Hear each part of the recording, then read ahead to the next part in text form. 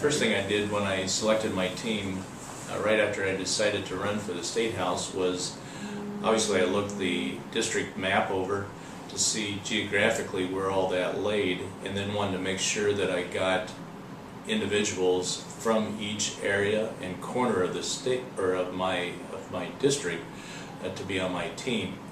So that was kind of my first parameter, and the second parameter inside that is when I asked people, I wanted to make sure, number one, they were supportive of me, and number two, that they were people who were respected in their geographical area, so they could bring people to me, or I could, they could be my voice in that particular area and introduce me to certain people. So I think your team is extremely important, both in a geographical sense and in a, I want to say popularity, but it's really more of a respected instance, and I was able to do that. In fact, I attribute my success, especially on that first victory, to a lot of my team members who were actually very, very well respected and were able to introduce me to the voters in that particular area that was newer to me. On my campaign, where I tried to make sure that most of the decision making and the brunt of the work per se, or at least the decision part, fell upon my shoulders because it was my name on the ballot. But one of the things I wanted my team members to do is number one, is to keep me informed on what was going on in their area. In other words, I was fairly new to Des Moines County. I didn't know that Des Moines, like the community of Mediapolis, had a town and country days and a parade. But the people that were from that area certainly knew that, and so they could get that on my calendar and make sure I could attend. One of the other bigger responsibilities for my team members is to make sure that I was aware of all the special and the important events that were going on inside that community, that I had a presence there and I knew about it so I could get it on my calendar and get it coordinated. So I think team members are kind of your eyes and ears in that community when you're not there, to bring you information and to be kind of a conduit between you and the people of that area.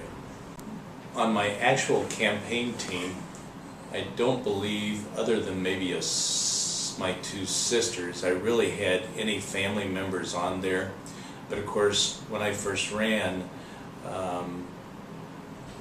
that was 11 years ago, and so none of my grandchildren had been born. None of my children were, I guess I had one son that was married, but they were all in different stages of life. So very few family members were on my actual campaign team, but they certainly were an integral part of my campaign. So when I was selecting my committee, I didn't really put family members on it, but you have this silent team of volunteer workers over here that maybe isn't on your campaign team per se, but they're a part of your campaign and an integral part and a very important part. So that's kind of the way I kept them separate, was kept the family off of the committee, but kept them involved in the campaign where they could help me out as much as possible.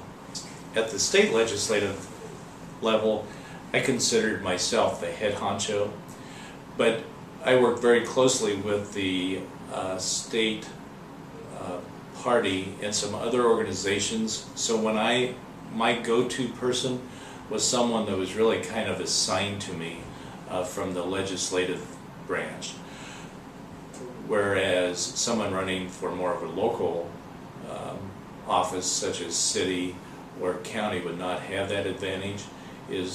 I would think you would want to look at someone that, number one, had experience in running a campaign, and number two, was familiar with that particular district, and it would be helpful actually if the person had even served in that particular seat prior, because they could be a wealth of information for you, both as a campaign and then moving on as an elected official.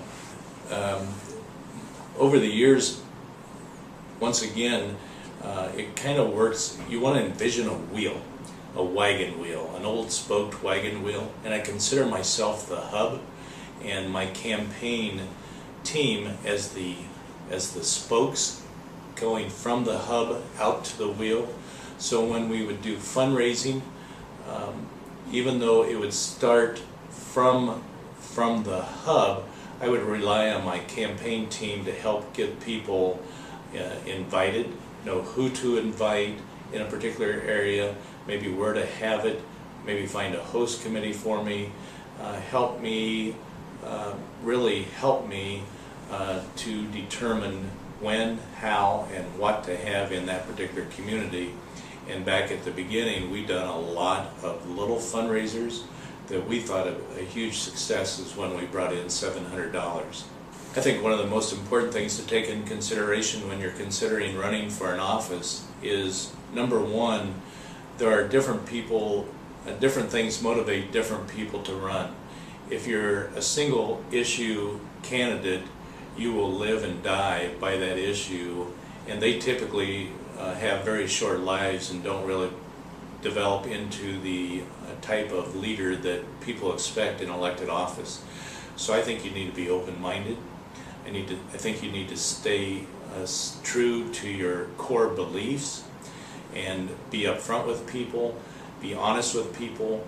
When you support their ideas, you tell them you support them. If there's ideas that come your way that you simply cannot support, I think it's always best to be honest with people and tell them why you don't support that, and then explain why.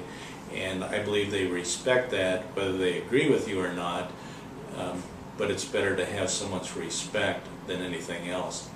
So I think honesty is above all most important. What I've noticed over the years is different people that are activists will run for an elected office, and some of those can be great leaders if they remember that once they're elected, they are no longer an activist. They are an elected official that has been elected to lead and to govern.